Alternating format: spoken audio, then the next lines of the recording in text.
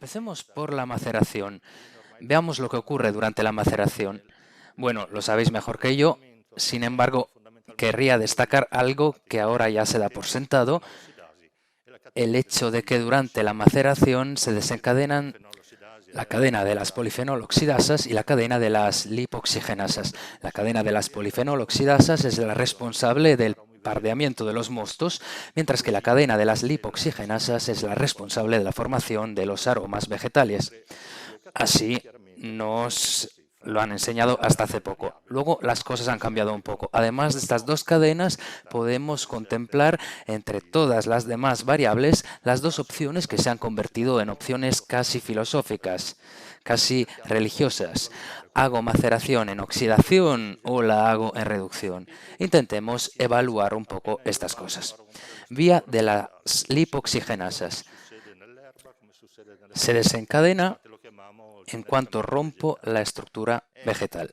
Sucede en las uvas, ocurre en la hierba, ocurre en las hojas. De hecho, lo llamamos de forma general vegetal. Es básicamente una cadena oxidativa que parte de los lípidos y en unas fracciones de segundo llega a la síntesis de aldehídos con 6 átomos de carbono. El que nos interesa especialmente es el hexenal y también el trans 2-hexenal. Veremos por qué más adelante.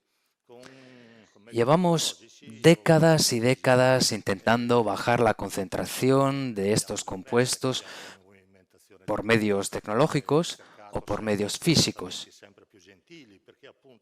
cambiando las prensas, alterando la manipulación de la uva, buscando tratamientos cada vez más delicados, porque, como decíamos, la activación de esta cadena depende del maltrato del vegetal. Y, en realidad, es un problema que se considera superado. Actualmente es difícil encontrar un vino que tenga notas vegetales debido a este tipo de aromas. Sin embargo, como decía, las cosas están cambiando un poco, porque alguien ha dicho, pero mirad, esta cadena también puede ser una oportunidad. ¿Estamos seguros de que hay que atenuarla al máximo hasta anularla? Trivialmente, ¿por qué en algunas uvas vendimiadas mecánicamente y luego en el vino resultante encuentro un mayor contenido de mercaptohexanol, por ejemplo, que en las uvas vendimiadas manualmente? Y aquí la investigación viene en nuestra ayuda. Ese famoso trans 2-hexenal que se forma en esta cadena puede ser fácilmente atacado por el glutatión para dar el precursor S-glutationil-hexanol, que es el precursor del mercaptohexanol y el acetato de 3-mercaptohexanol. Así que de repente descubrimos que lo que se veía como un desastre épico en realidad se convierte en un potencial si lo usamos bien. Y esto ocurre porque los aldehídos se forman menos que antes, porque la tendencia es vendimiar uvas un poco más maduras y la actividad de la lipoxigenasa disminuye a medida que aumenta el grado de madurez.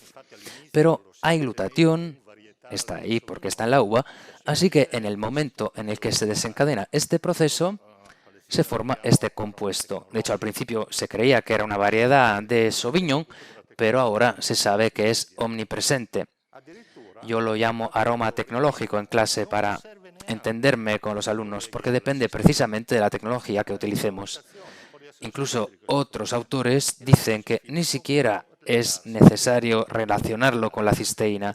De hecho, durante la fermentación siempre se forma algo de ácido sulfídrico y este ácido puede unirse directamente al 2-hexenal y entonces la alcohol dehidrogenasa se ocupa de reducir el 3-mercaptohexenal a 3-mercaptohexanol, formando así un aroma relativamente estable.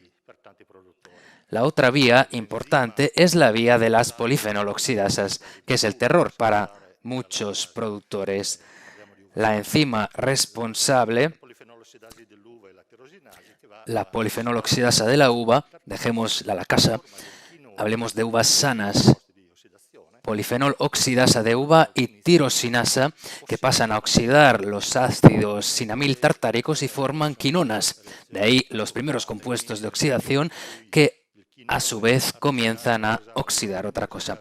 Sabemos que las reacciones redox son siempre reacciones acopladas, por lo que en el momento en que la quinona oxida otra cosa, en este caso ácido ascórbico, vuelve a formar ácido caftárico, que se oxida de nuevo poniendo en marcha este motor que lentamente agota el ácido ascórbico, agota el glutatión, porque el glutatión aquí es una de las críticas que se suele hacer a este tipo de tecnología. El glutatión sale del sistema para dar el GRP.